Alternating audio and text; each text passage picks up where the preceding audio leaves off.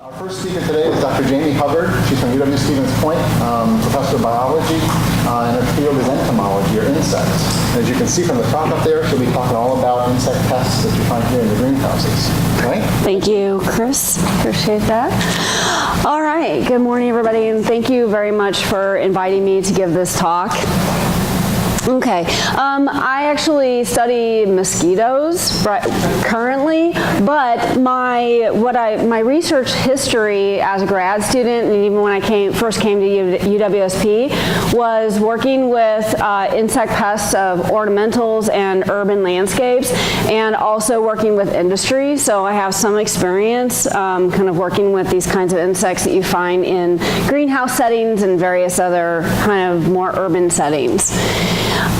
If I can get this to work. So what I want to talk about today is, first of all, just to make sure that everybody's on the same page, what is an insect, very briefly.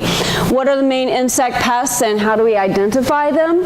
And how do they get in? And what does that mean for your operation? Just very briefly, I'll probably talk about this maybe a little bit with cultural management. And how do you find those insects? And what do you do once you find them? And, oh yeah, so what do you do once you find them? So the first thing I wanted to talk about is what is an insect. So when I talk about insect, generally what I'm talking about are the adult stages of insects. So insects, depending on what kind of insect it is, it can go through what we call incomplete development or incomplete metamorphosis, where the insect starts out as a juvenile and then it grows, and as it grows it just looks like, it pretty much looks the same as it gets older, but then it will develop wings later on as an adult. And most of the insects that we see have wings, and almost all the insects that you're dealing with in a greenhouse situation or an aquaponics situation is going to have wings as an adult, but not as a juvenile. So that's really important to keep in mind when we're doing things like monitoring for insects, because what we typically are looking for, if we're looking at, say, like a sticky trap that's hanging up in the, hanging from, a support structure or sticking out of a structure, is something that's going to have wings because they're dispersing out, okay? So then they become adults, they go out and they lay their eggs, and then that cycle starts all over again. So when we look at an adult insect, there are 3 body regions that an insect has. It has the head region, and that's where we're going to find the eyes and the antennae. So in this insect, this is a Thrips. You can see the big for this insect, compound eyes and pretty long, conspicuous antennae. And then they have a thorax, and this is where you find the legs and the wings. And insects have 6 legs. They have 3 pairs of legs compared to other kinds of invertebrates. And they typically will have 2 or 4 wings. So 1 pair of wings or 2 pair of wings, unless they're a juvenile insect. Okay, and so if you see an insect like this Thrips that has that kind of development where they, as a juvenile it looks pretty much like the adult, but it doesn't have wings, then you know it's a juvenile insect, and it probably is going to be stuck on that plant until it develops wings. There's another type of development that I didn't talk about that I'll get to in just a moment, and we'll see some of those types of insects too. So the third body region that an insect has is the abdomen. So here we have the head, here we have the thorax where the wings and the legs are, and this area right here is the abdomen. And the abdomen is where like the reproductive organs are, most of the digestive system is. And when we look at the abdomen, sometimes there are structures that we look at for identification off the abdomen. There can be these long filaments coming off the end of the abdomen, or they can be tiny little structures off the abdomen called cerci. They may have a variety of different kinds of sensory hairs like you see here. And then also we'll be looking at an insect that has these 2 horn-like structures off this back end of the abdomen called cornicles, this term right here. Okay.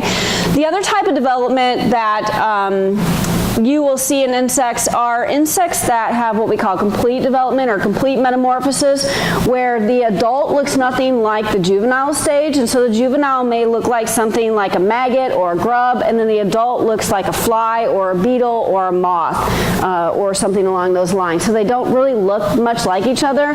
And in that type of development, there's also a stage called a pupal stage. This is a non-feeding stage. It usually just kind of sits there, and that's where the major part of the development is going to happen. And there's actually, when we look at biological controls later on, there's actually some kind of biological control agents that you can get that target that particular life stage. Okay, insects that we find in the greenhouse are going to damage plants in a variety of ways. One way they may damage plants is by chewing, but the majority of the insects that we find in greenhouse settings don't damage plants that way. The majority of them are going to damage plants by sucking the plant sap, typically right out of the individual cells of the leaves or the stems.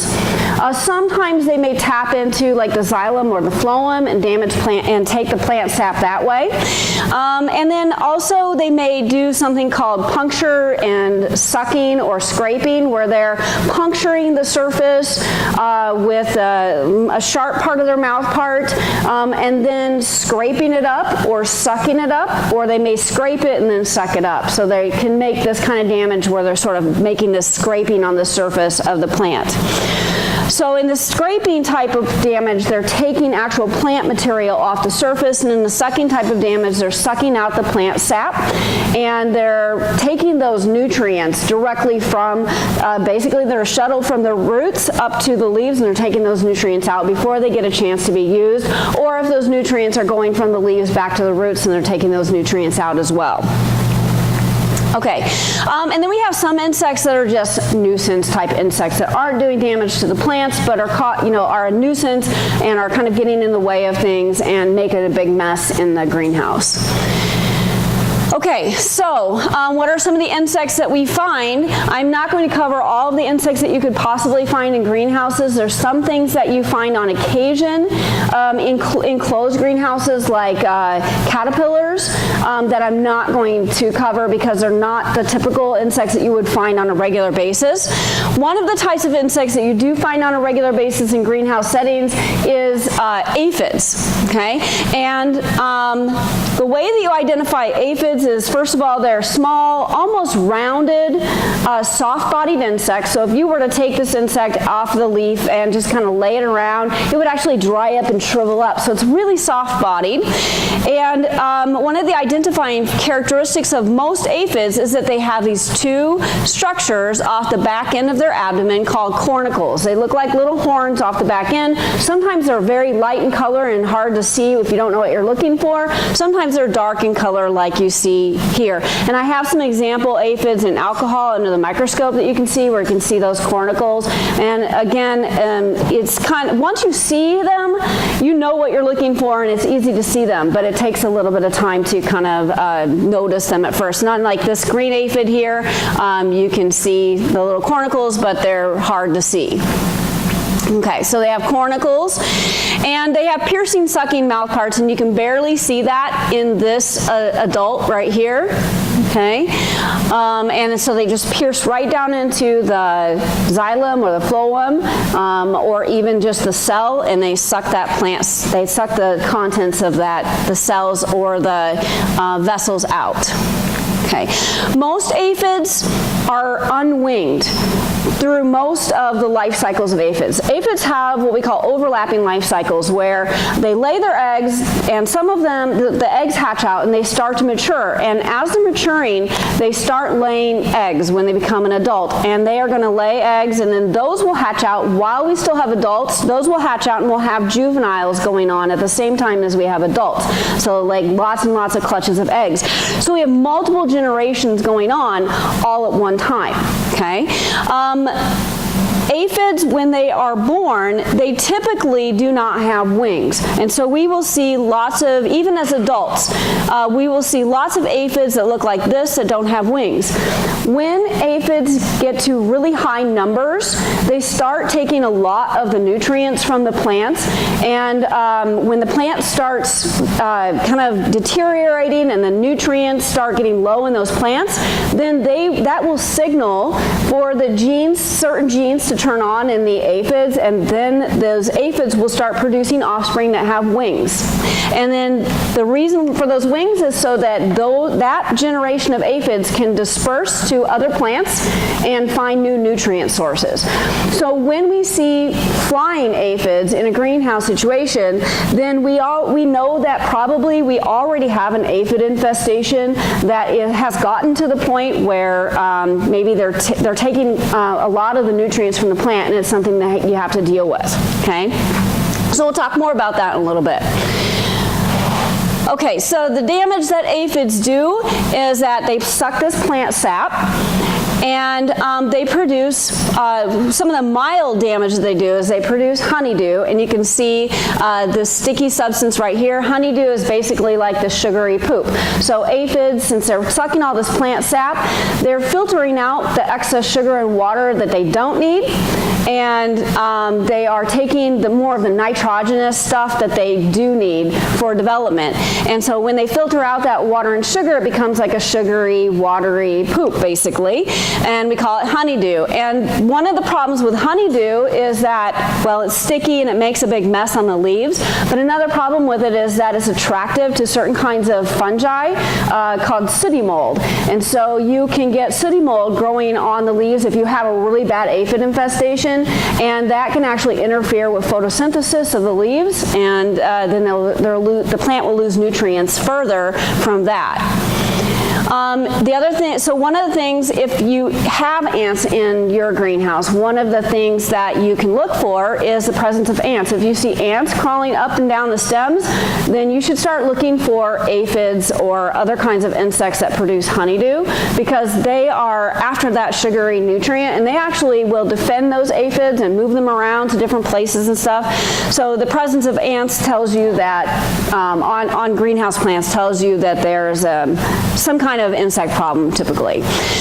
So another thing that aphids do is they cause leaf curling, and so this can actually pose a problem in management of the aphids too, because they'll kind of hang out inside of those curled leaves, and if you're spraying insecticides, then you can't get the insecticides to that, and we'll talk a little bit more about that later.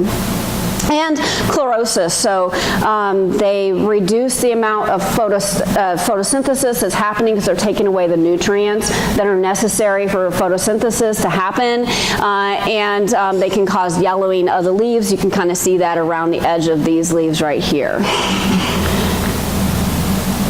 Any questions about aphids before I go on? Okay, so a second major insect pest of greenhouses and aquaponics systems is thrips. And whether you're talking about one thrips or multiple thrips, it always has an S on the end, that's singular and plural. Thrips are very small, elongated, soft-bodied, like aphids, insects that have fairly short antennae. So aphids are more rounded-bodied and have longer antennae. These thrips are more elongated, very, very slender, and have short antennae. And another characteristic is that the adults will have feathery antennae. So when their antennae are this is a greenhouse thrips, so they typically tend to hold their wings very close together like this, and it's difficult to see the little hairs coming off the edge of the wing. You can kind of see them here a little bit. But once you get a thrips on the sticky card or in alcohol, their wings have a tendency to spread out a little bit, and you can kind of see the feathery wings a little bit more. But that's a characteristic of adult thrips. So for juveniles, what you're looking for is long, slender insect that has no wings. For the adult, same thing, but with wings. Okay. The damage that they do is, this is the type of insect that's going to basically punch holes in the surface and scrape the surface and suck up the plant material, that sort of liquefied plant material off the surface. And so when we look at the damage from this, what we're seeing is more of this white areas where they've done this puncturing. It actually kind of loosens up the plant tissue a little bit. So they're not only are they loosening up the plant tissue and kind of separating it, which causes some of that whiteness, they're also removing the green from the surface. But it looks a little bit punctured and scraped. So from a distance, it looks a little bit like this. If you look at some close scraping feeding, it looks more like these little white spots right here. And they will do this on leaves, on stems, and fruits. So fruits are very susceptible, certain kinds of fruits are very susceptible to aphids, like the tomatoes and avocados, and peppers are susceptible to, did I say aphids? I meant thrips, are susceptible to certain species of thrips. So what you're looking for are these white, yellow, and discolored splotches or lines on the surface. Not so much like a little bit of leaf curling, but not so much. They also can vector viruses, and so one of the major viruses vectored by thrips, certain kinds of thrips, is the tomato spotted wilt virus. So looking for the presence of viral viruses in plants too, if you find that you have a thrips infestation. Okay.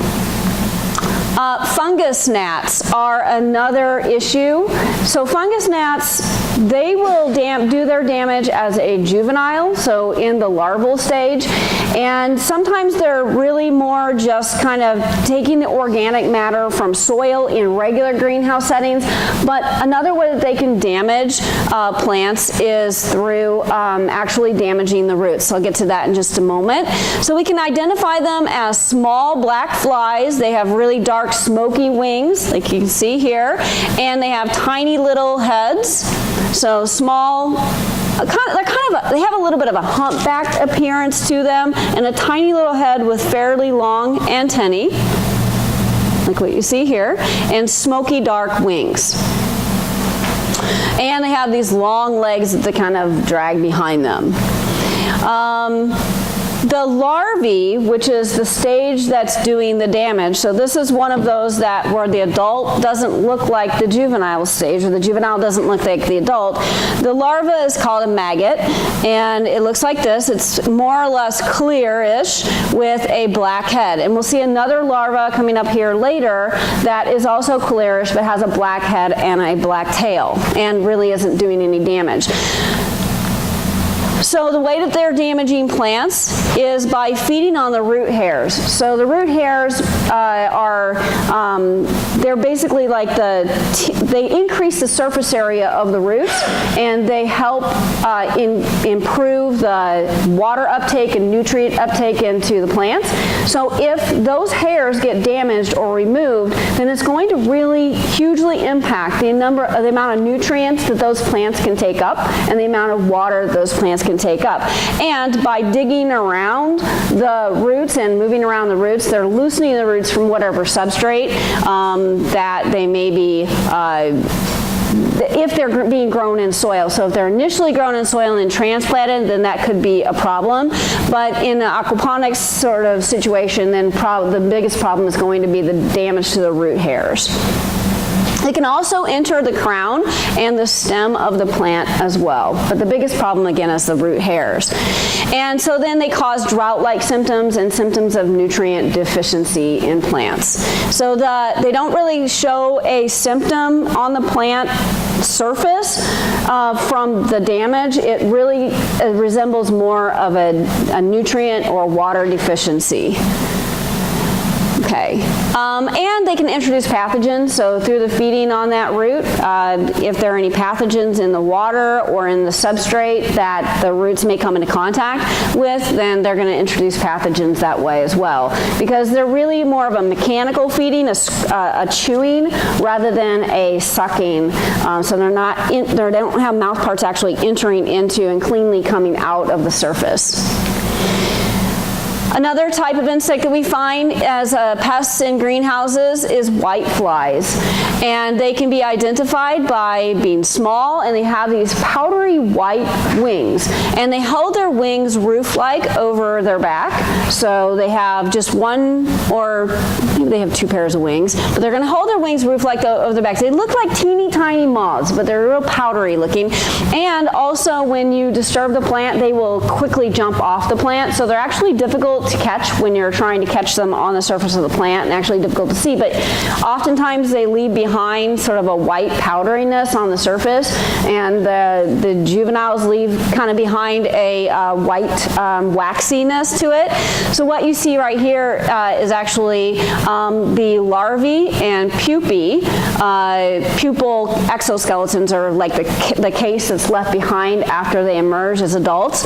So unlike other insects like them, they actually have this flat larval stage that actually doesn't look like much of an insect at all, but you can recognize them by the waxy filaments that come out of the surface, and then they will feed like that, and then they will go into this pupal stage where they don't feed, and that's where the big development's going to happen. And so then you might find these exoskeletons, or the skins, left behind after they emerge from that pupal case.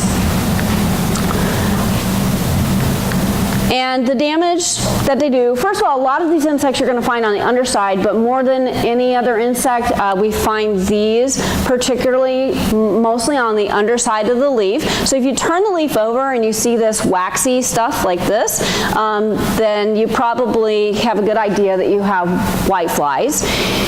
And they suck plant sap, like the aphids do, and they cause chlorosis, so this yellowing of the leaves, and some leaf curling, so you can see a bit of leaf curling in this leaf.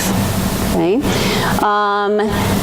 So primarily they're just taking the nutrients, and the deficiencies that you're going to see are related to nutrient deficiency. Okay, other kinds of pests that aren't damaging the plants but are found in greenhouses include drain flies.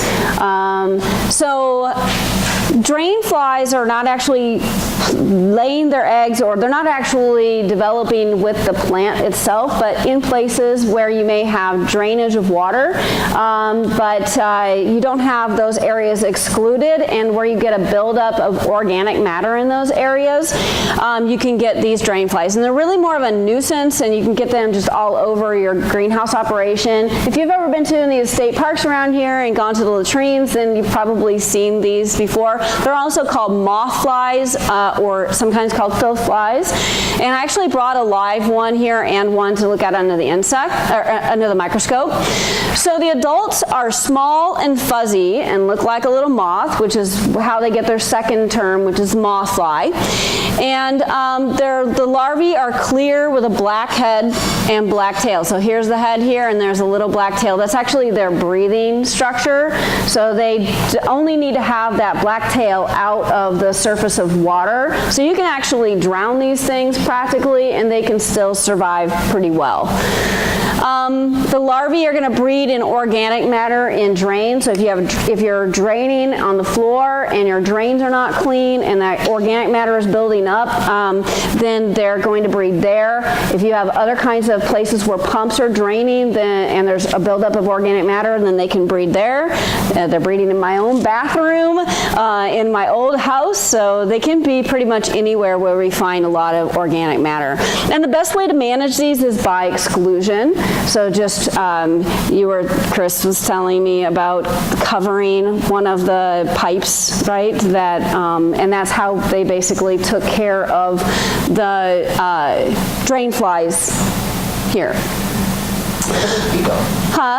They're feeding on that organic sludge that's building up in those pipes as larvae. As adults, perhaps the same thing, or they may not even feed as adults. I don't know a whole lot about the adult stage. I just know that the larval stage is they're feeding on that sludge stuff. Yeah. Bloodworms are another one of those nuisance type of insects, but they can, again, you can get large swarms of these insects potentially, and it's disconcerting just to see little red larvae floating around in your water.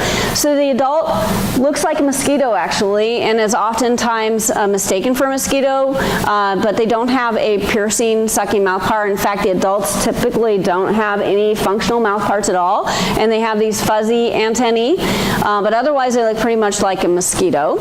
And the larvae are red in color because they actually have hemoglobin, which is a protein that's much like it's actually similar to the protein that's in our own blood. And the reason why they have that is because they live in water that is has a low amount of oxygen in it. So if you have really stagnant water, any sitting water that may be sitting around in a low area in the greenhouse, or even if your water becomes low in oxygen in the tanks, or some other kind of, you have standing water somewhere else, you can get infestations of these kinds of larvae. And that hemoglobin just basically helps to pull the oxygen, what little oxygen there is, out of the water that they're breeding in. So we find the larvae in those kinds of low oxygen situations. So again, larvae are found in stagnant and low oxygen water.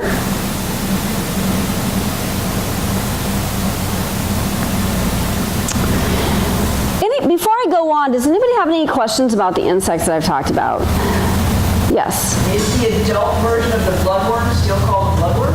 No, it's actually called a midge. Okay. Yep. Chironomid midge is what it's called. Yeah. So, I mean, they're pretty typical out there, around ponds and places where there's stagnant water, too. Other questions? Yeah. Going back a little bit, you were talking about ants, but they almost like farm the aphid? Yes, they do. So if we go back, to our aphid slide here. Maybe it'll show on it. Sorry. There we go. Yeah, so if you look at these ants right here, they actually have their mouths down on the posterior end, on the butt, on the rear end of the aphid. So as the aphid is basically just extruding this honeydew, this sugary, watery feces, and the ants are just hanging out there taking it up. And if the aphid isn't being very productive, they will actually stroke and stimulate the aphid too to get it to produce more. And then if it's not producing, oftentimes they will pick them up in their mandibles and then carry them to another plant, because if the aphid's not producing, it means that the plant is low on sap, is low on the phloem, and so then they will pick them up and oftentimes take them to another plant. So that's one way that aphids can get distributed from one plant to another. So, and they will protect them big time. So if you have ants and you have natural enemies, they will actually protect the aphids from natural enemies when the ants are present. So managing the ants is also probably an important thing if you're using biological control agents. Yeah. Yes? The Fripps? Yeah. Would they also cause the wilting of the tomatoes in just the garden outside? Not only in a greenhouse setting, but Yes, yep, for sure. And one of the ways, so you can actually monitor for thrips outside by, especially if you have flowers on your plants, you can take a white piece of paper and you can tap the flower head over the paper, and then you probably will find thrips in there. You probably have to have it identified, but if you're seeing thrip damage but you're not seeing the thrips, look in the flowers if there's flowers present, because they have a tendency to want to be in those really tight, very inconspicuous places. Yeah. You can do this with any flower. If you're interested in just finding thrips out there, take a flower, tap it over some white paper, and you'll see this little thing that looks like a stamen come out, and then it just starts crawling around. Or it might look like some pollen. Yeah, it's pretty cool. Any other questions about the insects? All right. Sorry. Get there. White flies. Okay. So, how to know what you have. One of the very most important things that you can do, actually two of the most very important things you can do, is to monitor. So this is just passive monitoring, and you do that with sticky traps. And there's a couple of different kinds of sticky traps that there are out of it. Well, there's several kinds that are available, but for greenhouses, there's two basic kinds of sticky traps that you can use. The yellow sticky traps are the most common because it does a good job of attracting typically the most kinds of insects, and so they come in a variety of different shapes and sizes, but this is one example. So if I open this up, it's got this sticky tangle trap on it, and it is really sticky. You don't want to get on your hands, and then it has like a little tab you can fold back, and it comes with, it's already really sticky, it comes with a hanger, so you can hang it from the structures in the greenhouse, but then they have some that I think maybe the two sticky traps pull apart, or maybe you have like a paper that comes off of it. The other color is blue.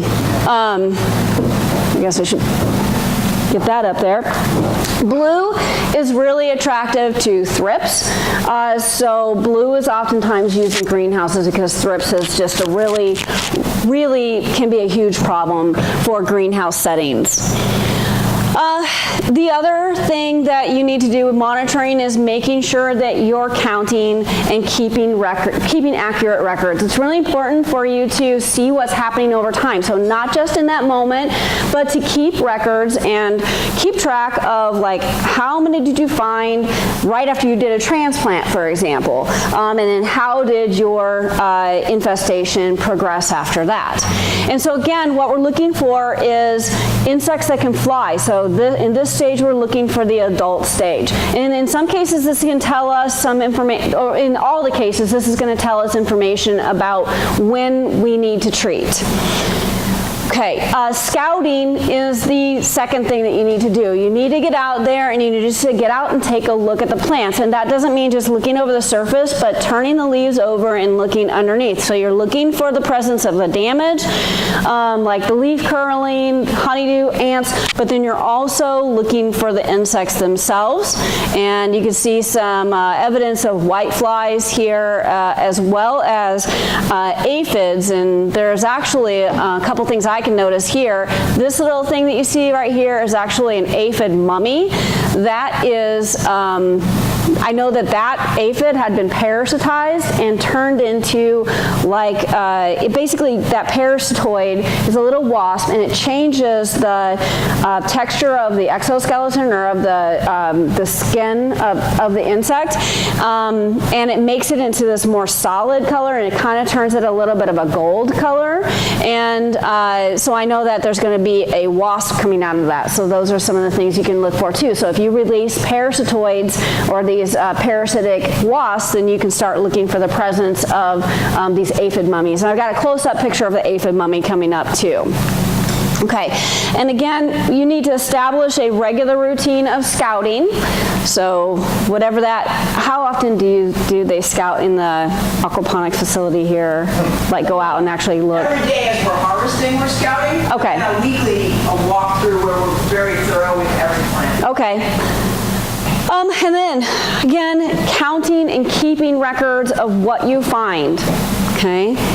And the tools that you would use when you're scouting, of course, just your eyes, but also a hand lens is good. So especially if your eyes are not as good like mine, the glasses aren't going to do it. So I always, if I'm going to scout, I don't do a lot of scouting anymore, but if I'm going to scout, I have a hand lens, preferably bigger than this, when I go out, so that I can really see what I have when I'm looking at the plants themselves. And then also having a handheld counter would be nice. They've got these little metal ones that I like actually better than these digital ones, but these are easy to just kind of, put on a lanyard or something and carry around. So having some kind of counter with you, so you can count the number of insects that you find on a leaf or on a plant, depending on the level of infestation. Oh, handheld counter.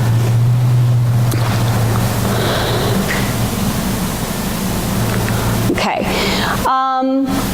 Another thing to know is the biology So once you kind of see that there are insects out there and what kind of insects are out there, the next thing that you need to do is you need to know the biology of the pest that you're dealing with and the biology of the plant too. So you got to kind of have an idea of at what stage this plant is going to develop big leaves, for example. Okay, so this may determine when to apply a biological control agent, or if you're going to use pesticides, when to apply a spray pesticide.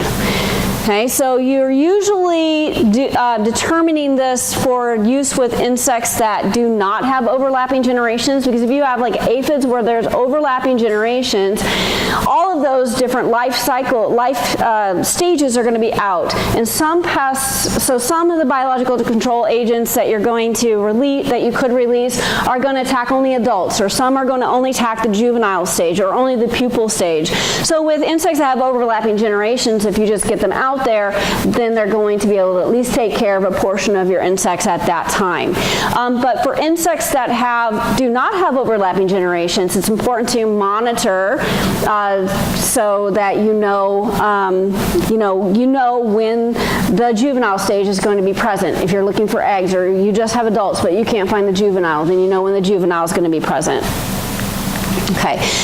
If you're using pesticides, then it's important to know about the leaf development, because the leaf development may prevent access to the insects. So if you have a lot of vegetation like this and you apply an insecticide, but those insects are hanging out either deep in the leaf whorl or underneath the leaf, then you're not even going to target those insects. So it will not have been really an effective use of your control measures.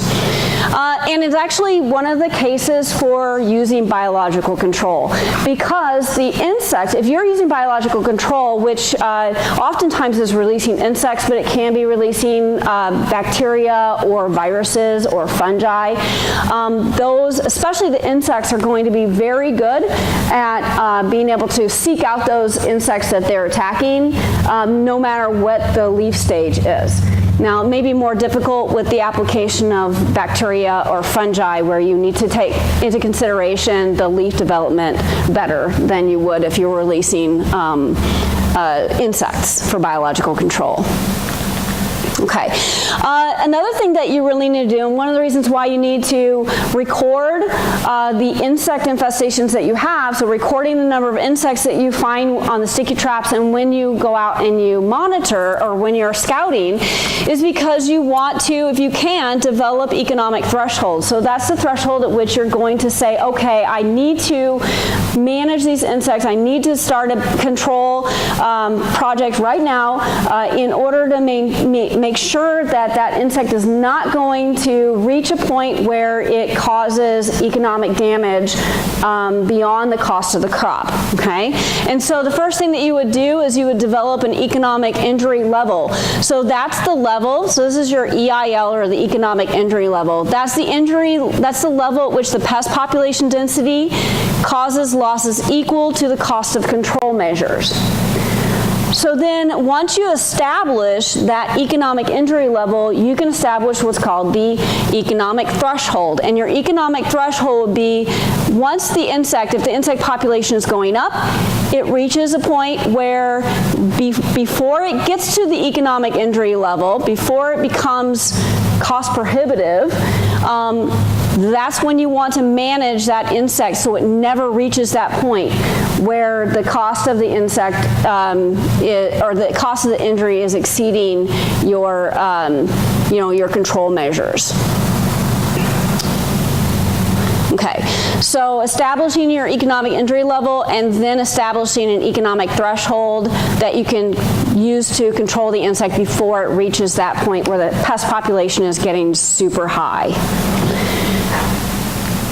Okay, so determining economic threshold. Didn't really describe this chart very well, but basically on this side of the chart you have your number of pests, and your number of pests are going up over time.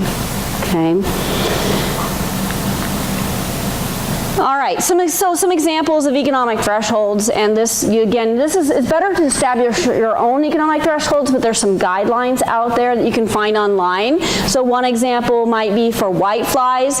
This is not whiteflies that you see on the trap, there's thrips that you see on the trap here, but you can have a trap threshold. So your trap threshold may be on average, a half of an insect per card per day when the crop is young, or 2 whiteflies per card per day when the crop approaches maturity. At that point, you want to say, okay, we can't have any more whiteflies, because even though the population is not super high right now, each one of these whiteflies is going to lay hundreds of eggs or thousands of eggs, and so it's going to result in a big population very soon, because the life cycle of this insect is really short.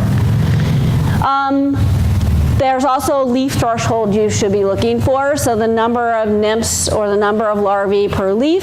So their example here is 10 nymphs per leaf. This is whiteflies, and that's way more than 10 insects per leaf.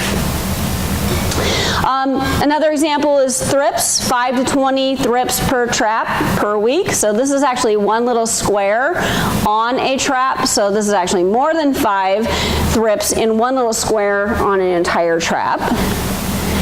And then another example is aphids. So if you're finding winged aphids on your traps, then your populations are already high, and probably you're going to want to be managing those insects. And the reason why, if you recall, I told you that aphids will be wingless until their populations reach a point where the populations are really high and they're taking all the nutrients from the plant, and the plant nutrients are declining to the point where then they have to start producing another generation has wings to disperse to other plants.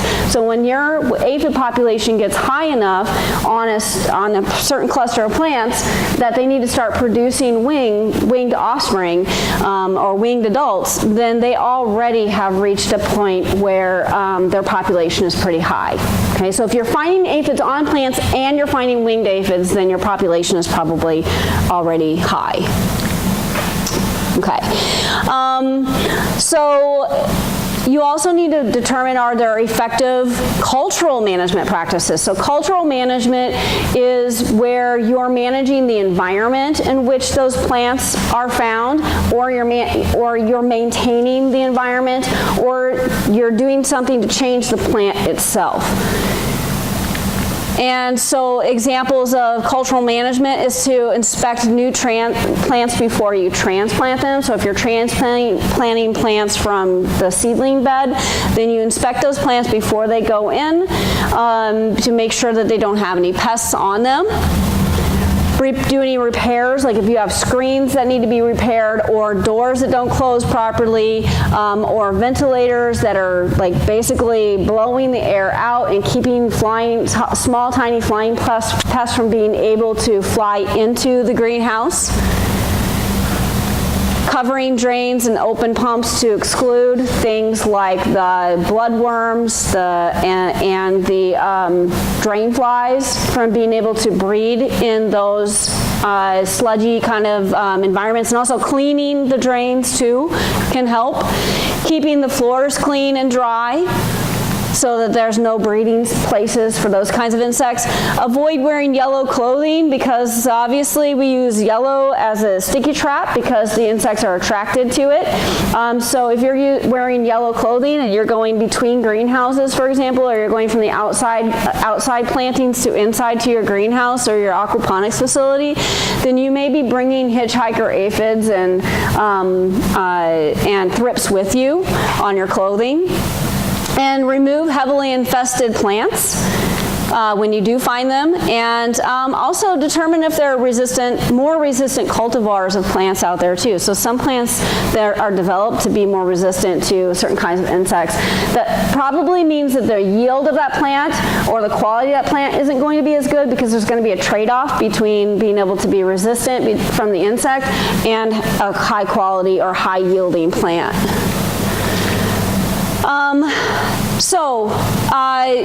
You also need to evaluate the effectiveness and hazards of pesticides.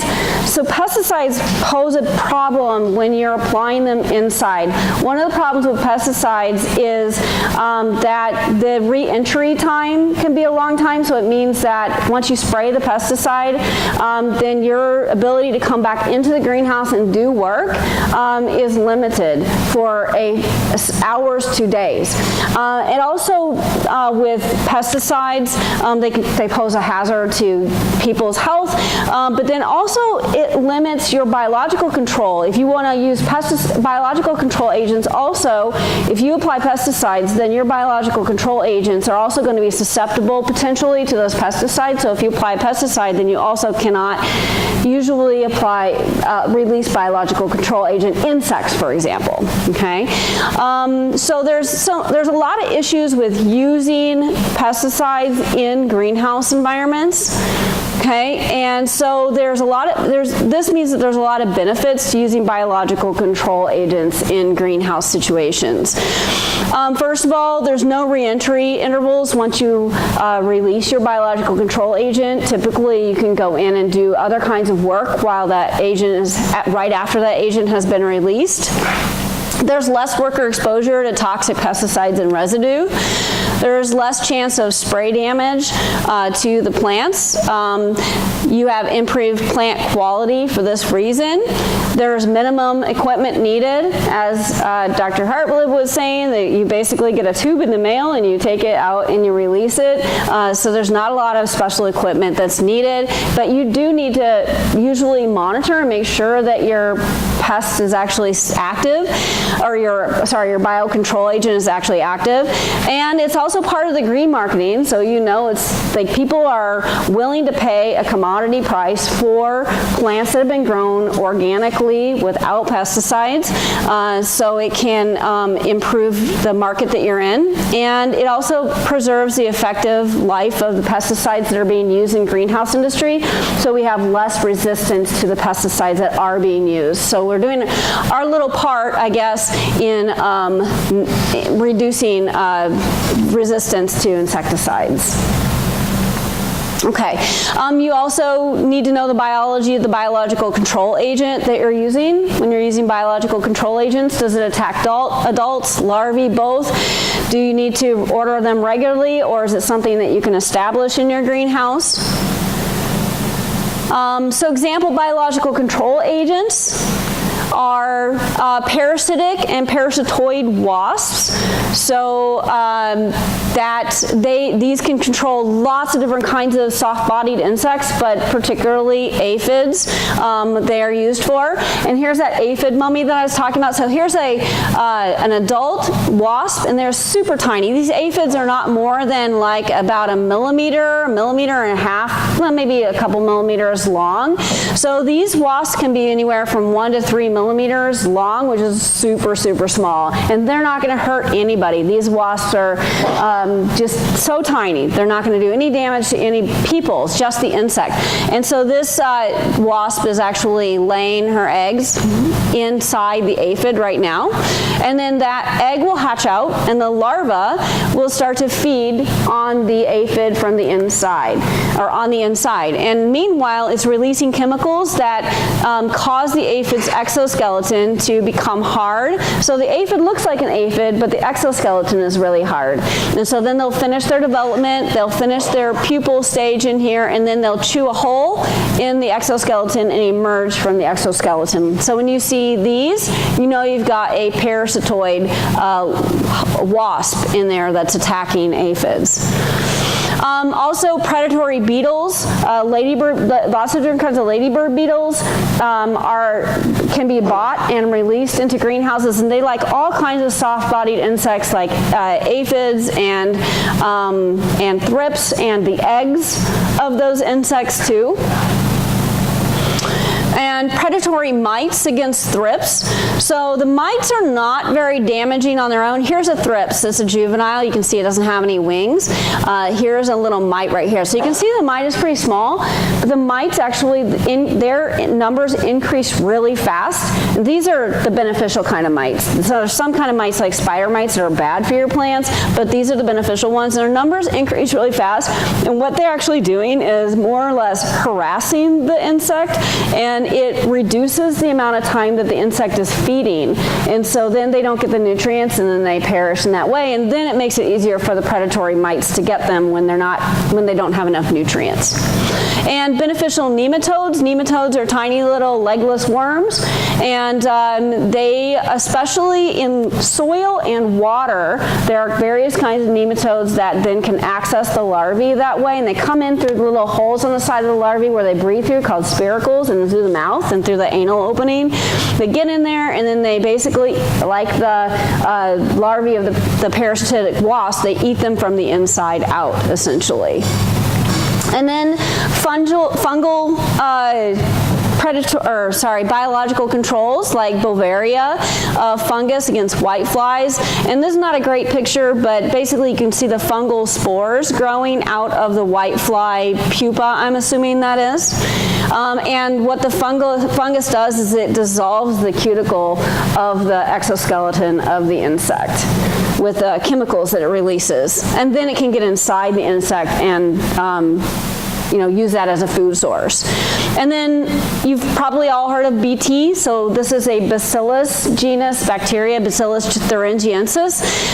It's a bacteria that's being manufactured that actually cuts, it has a crystal structure and actually cuts the digestive system open, and so damages the digestive system of the insects. And they have different strains of BT that are used for different kinds of insects. And so we have BT against Fungusgnats larvae, and BT for various other kinds of insects that we find in greenhouse situations. And particularly for if you get caterpillars, there's BT that's really effective against caterpillars that doesn't hurt anything else but only hurts the caterpillars the caterpillars. Okay, so in conclusion, there are several kinds of insects that you can get in greenhouses, but there's really three top ones, and that is the aphids, the thrips, and the fungus gnats. You could use, first thing is you want to use cultural control methods to maybe keep your greenhouse nice and clean. Also, one thing I didn't mention is making sure that your plants are healthy, because insects have a tendency to be attracted to plants that have declining health. And it's one of the reasons why once they get an insect infestation, they may continue to get a really bad insect infestation for that reason. So insects are attracted to them because they're producing, when they have declining health, they're producing like certain kinds of chemicals that the insects hone in on, and it attracts them. So if they have a fungal infection, for example, then insects may also be attracted to them. So using various cultural management methods like exclusion, making sure your screens are fit, repaired, and doors work and things like that. Monitoring and scouting is very important in keeping good records, and using economic injury levels. So using that information that you gather from scouting and from monitoring to develop economic injury levels and economic thresholds to know when you need to treat, when it becomes economically feasible for you to treat. And then selecting the appropriate treatment and time that treatment properly by knowing the biology of your pest, knowing the biology of your plants, and knowing the biology of your biological control agent. There's lots of resources out there that can provide you information for like what kind of biological controls are out there, how do you, what are the best ways to monitor and develop thresholds. So I've given you some resources here, and Dr. Hartleb's going to make printouts of my PowerPoint and the resources for you. So general greenhouse and pest management resources, aquaponics specific resources, resources on developing thresholds, and resources on biological control as well. So anybody have any questions about the insects and such? Were you using come to abundant cells or leaves? So my limited experience with actually using them, what I do know is that if you release a lot of insects and there's not a lot of insects available, then their population can crash really fast. But I don't know, maybe the two of you can speak more to the number of biological control agents released. Rebecca can chime in too, is that what happens is the predators become effective and their prey go down in number, so the predators crash as well. Yeah, and especially if you have a situation where you're trying to maintain those parasitoids, then releasing too many is going to be a big problem, because like we said, that if they don't have anything to eat, their population is going to crash, and then there's going to be no more to like reproduce and then maintain the next generation. Exactly. Yeah, because if you kill it all off, which is good, but not good for maintaining the parasitoids. Yeah. Yes. The bacteria that you use to treat the plants, does that come in like a liquid or a powder, or how do you apply that? That's a good question. Yeah, it depends on what it is. Some are liquid, some are powder, and it's just a concentrate you mix up. Okay. But it depends on what it is. Like the BTI that we use is a liquid. The nematodes are a dry. Yeah, usually they're spore, like they come in sort of in a state of a spore, and then you wet them, right? You put it on and wet it, or you wet it first. I'm not sure. Yeah, you mix it up in a bowl of water. And then they come to life. Yeah. Other questions? Yeah. You didn't mention mealybugs. Would that be part of whiteflies, or? No, they're related to the aphids, and from my experience, like with ornamentals, you get a lot of mealybugs. I don't know so much about that you really get them in vegetable crops. I wasn't seeing a lot out there with scale insects and mealybugs about them being in vegetable crops, and I have not actually ever seen them in. When I was a grad student at Kentucky, I worked around a lot of vegetable crops, and I never really saw them in vegetable crops. I don't know, do you get, yeah. I deal with ornamentals. Yeah, so I was going to say, like, I didn't even mention it because I was thinking about vegetables, but yes, in ornamental growing, you definitely need to worry about scale insects and mealybugs. Yeah, and there again, lots of biological control agents available for those insects. But the other methods are going to be the same, you know.